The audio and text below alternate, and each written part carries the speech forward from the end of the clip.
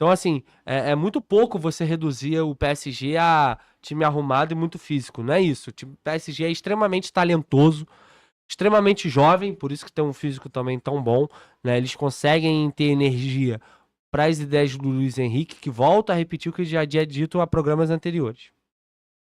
Quando ele chegou no Barcelona, o Luiz Henrique até bateu de frente com o Messi, né? O Messi bateu de frente com ele, que ele mudou a preparação física do Barcelona e o próprio Messi se calou porque já estava dando resultado em 2014 e 2015. Que era um time que, principalmente depois dos 60 minutos, sobrava em campo. E o PSG é isso. É um time que consegue ter variações táticas ao longo do jogo. Ele consegue se retrair muito bem, tanto que a maioria dos gols são em contra-ataque nessa eliminatória contra o Arsenal. Consegue postar as suas linhas mais altas e te pressionar no seu campo de defesa. Consegue fazer um jogo equilibrado. Então, o vigor físico do PSG é fruto do Luiz Henrique. Também é fruto do Luiz Henrique toda a mudança estrutural que o Paris passou. De projeto esportivo, de se livrou de Messi, Neymar, das grandes estrelas superpoderosas, porque não estava dando certo. Isso é desde a época do Ibra, com o Lavezzi, com o Beckham, lá 12 anos, 13 anos atrás. É um time, vamos colocar as aspas, de operários, vamos colocar assim, visto esses últimos 15 anos do Paris. Lembremos, o Luiz Henrique é merecedor, se for campeão o PSG, ele é um dos principais merecedores desse título, assim como o Simone Inzaghi, porque ele chega pro Mbappé e fala, pô, tu é fã do Michael Jordan, né? Então, o Michael Jordan defendia como animal, você não defende ninguém, cara. E a gente viu o Mbappé não defendendo e prejudicando o Real Madrid no início da passagem dele pelo Real Madrid, entendeu?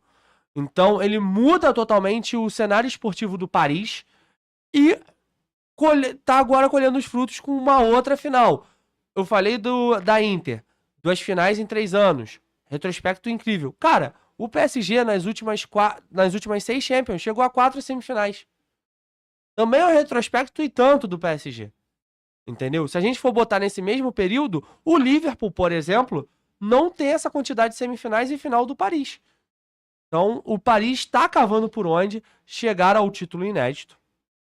E seria extremamente merecedor. Falando do jogo, o Arsenal começou super bem, né? Mas os 10 primeiros minutos foram todos do Arsenal. Assim, o Arsenal poderia ter feito 1-0, foi até injusto com o time de Londres.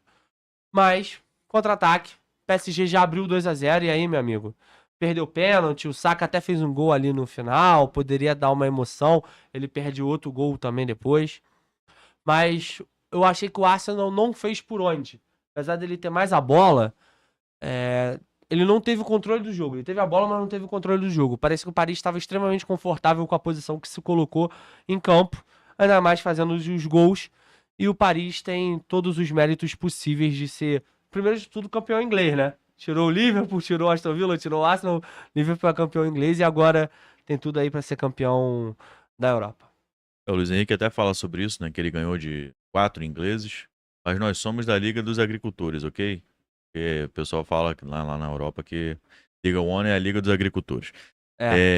Agora, sobre. Né, antes você tá falando sobre Paris Saint-Germain, somente aqui no Brasil você tem uma mania muito grande de só ver sucesso com título, né?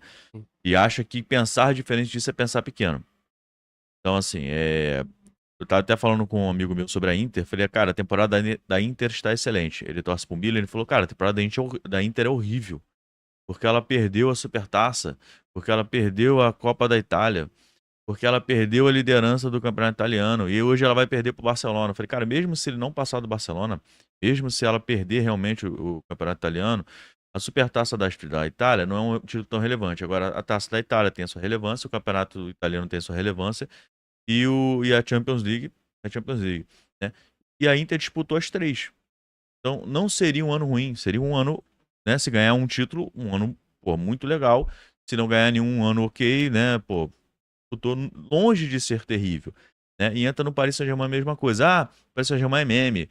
Ah, nunca vai ganhar, nunca vai vencer. O cara chega em 4 semifinais em 6 anos, gente. Isso aconteceu com o Chelsea. O Chelsea chegava em semifinal, final, semifinal, quarta e final, uma hora ganhou. Porque o primeiro ponto é você chegar. Difícil é o cara chegar uma vez e ganhar. Isso é difícil. O cara chega lá, dá um sprint, pum, venceu. Isso é muito raro no futebol. Agora, quando o Paris Saint-Germain ganhar, né, eu falo, do nada, né, ganhou. Gente, são 4 semifinais em 6 anos. Precisa avaliar isso. Agora, sobre o jogo, o Arsenal, né, o Donnarumma foi o personagem da semifinal, dessa semifinal, tem discussão. Né, o Arsenal começa com uma cabeçada do Rice que passa muito perto. E logo depois tem um chute do Martinelli que ele fez um milagre. Tá? Então o Arsenal fez por onde fazer de 1 a 2 gols logo no início do jogo e mudaria a configuração da partida. Né? Mas assim como no primeiro jogo, o Arsenal perdeu a oportunidade. E o Donnarumma fez grande defesa.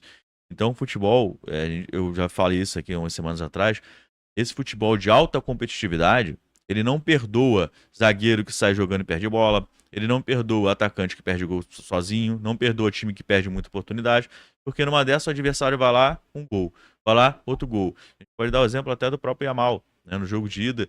Até hoje a gente não sabe se ele cruzou, se ele chutou, se ele que ele quis fazer, acertou a bola na trave lá. E aí?